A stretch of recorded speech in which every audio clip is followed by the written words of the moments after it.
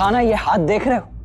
ये हाथ उस चोर को मारने के लिए हाथ रो रहे, किंतु नियति का न्याय तो देखो, इन्हीं हाथों से मुझे उसके वाग्दान का प्रबंध करना पड़ रहा है। मुझे ये बताओ, मेरे साथ ये क्यों हो रहा है? तुम जानते हो आज उसने क्या किया? क्या? सेवक कहा कान्हा, उसने आज मेरा घोर अपमान किया है। उसे तो मैं छोड़ूंगा नहीं, उसे मैं। दाऊ, शांत हो जाए, शांति से एक बार मेरी बात सुन लीजिए। बताइए, क्या आप नहीं चाहते कि भविष्य में आने वाले संकट से राधा मुक्त हो जाए? अवश्य कान्हा, मैं क्यों नहीं चाहूंगा। यदि आप चाहते हैं तो आप ऐसा कुछ नहीं करेंगे। दाऊ, राधा को अब अपने अस्तित्व की ओर बढ़ना ही होगा, और ये सारा खेल उसके लिए ही चल रहा है। राधा को अब अपने मन की आवाज सुननी होगी और उसी के अनुरूप कर्म करना होगा। कृष्ण की कही बात को ब्रह्म वाक्य समझकर नहीं।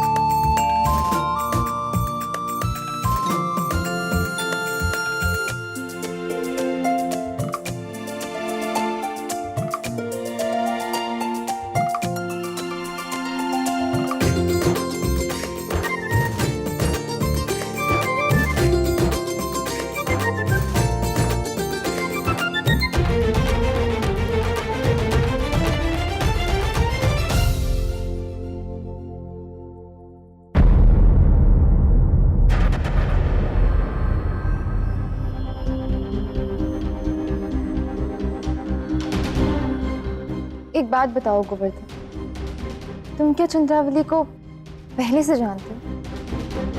जी, मैं तो उन्हें कई वर्षों से जानता हूँ,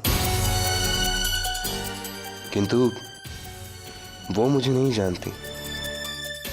उन्होंने मुझ पर कभी ध्यान ही नहीं दिया, किंतु मैं उन्हें अच्छे से जानता हूँ।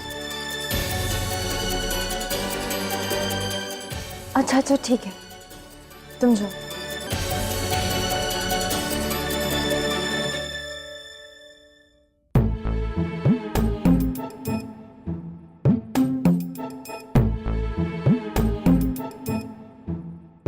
क्या देख रही हो? कृष्ण, तुम्हारा ये मित्र गोवर्धन चंद्रावली को कुछ विचित्र सी दृष्टि से देख रहा था, और जानते हो उसने क्या कहा कि चंद्रावली को पिछले कई वर्षों से जानता है, किंतु इतने वर्षों में चंद्रावली ने कभी इसके विषय में मुझे कुछ नहीं बताया। ऐसी बात? देखो, यदि तुम्हें ऐसा लगता है कि ये व्यक्ति बुरा है, यदि तुम्हें ऐसा लगता है कि ये व्यक्ति चंद्रावली को मलिन दृष्टि से देखता है, तो मैं इसे अब भी बाहर निकालता हूँ। नहीं कृष्ण, क्या हुआ? मैं कहाँ कह रही हूँ कि बुरा व्यक्ति है या इसकी दृष्टि में कोई मलिनता है। ये सब पहले मैंने कहीं देखा है, मुझे कुछ स्मरण नहीं हो रहा, किंतु मुझे कुछ समय दो सोचने के लिए। क्यों नहीं? अच्छे से समय लेना, सोच विचार करना, फिर मुझे बताएं कि मैं इस व्यक्ति के साथ क्या करूं। हाँ कृष्ण, अवश्य।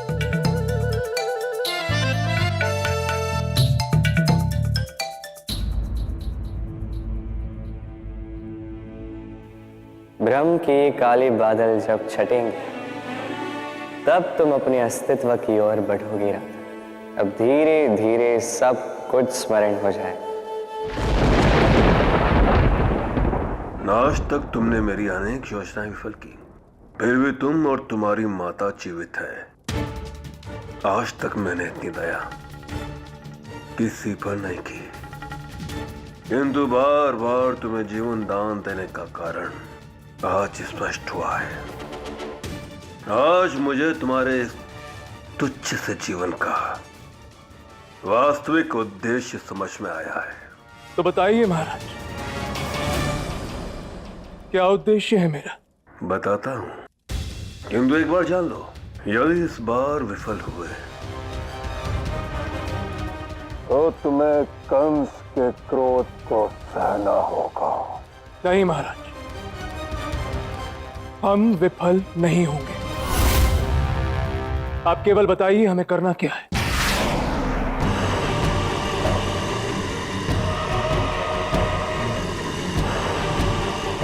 ये प्रेम की मोती है। उस राधा का प्रेम ही कृष्ण की शक्ति का स्तोत्र है। उस कृष्ण को निशक्त करने के लिए तुम्हें राधा के भीतर से प्रेम का अंत करना होगा।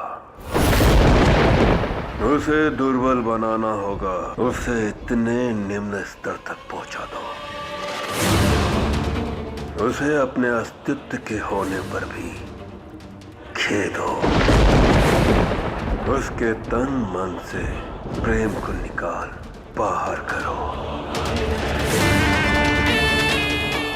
तब टूटेगी राधा। और जब वो अत्यंत दुर्बल अवस्था में होगी, तब तुम्हारा कार्य होगा इन मोतियों को उस राधा तक पहुंचाना। फिर वो स्वयं ही इन मोतियों को तोड़ देगी और तब आरंभ होगा उस कृष्ण के अंत का।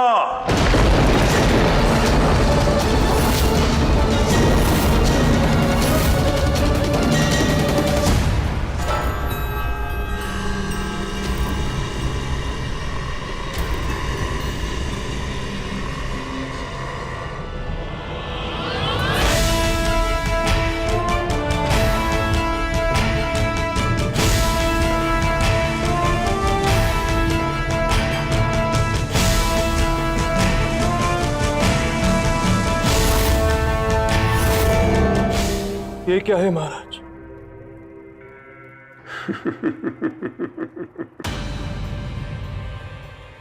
अधिक जानकारी तुम्हारे लिए जानलेवा हो सकती है। ये लो, ये सुन रहे, राधा के हाथों ही ये मोती टूटने चाहिए।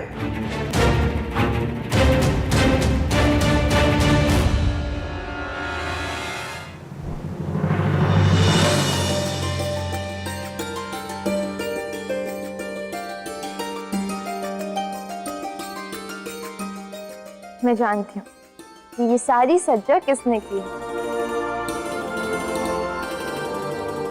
कृष्ण,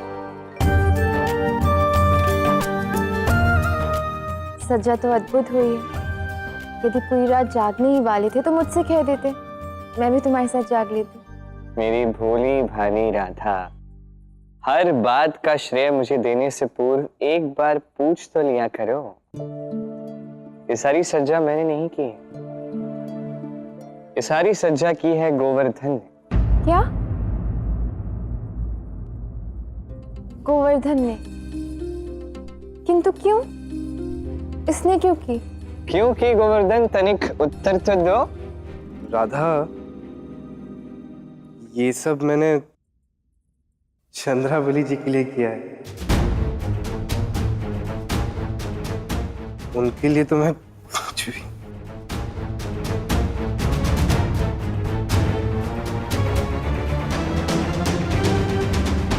मैं भी आता हूँ।